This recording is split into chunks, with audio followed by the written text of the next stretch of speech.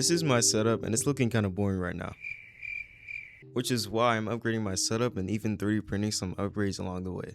Getting started with the video, I decided to first get the IKEA SKÅDIS as I needed storage for important items. Setting it up was pretty straightforward and honestly it was really worth it for the money. But I wasn't about to spend more money on the accessories and the pegboard itself, so I decided to 3D print all the pegboard's accessories. And first I got an Xbox controller mount which I found on Maker World.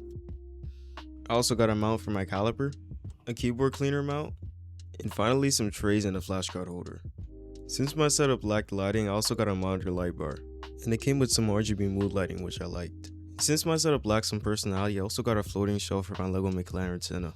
So far my setup is really coming together, but we gotta address the one elephant in the room. This cable management is low-key kinda bad, so I decided to 3D print these cable clips. And they're not great or anything, but they get the job done. I also 3D printed an under desk mount for my PC, just to keep things clean and avoid visible cables, and to keep dust away from my PC and improve airflow. Now I actually kinda like my setup.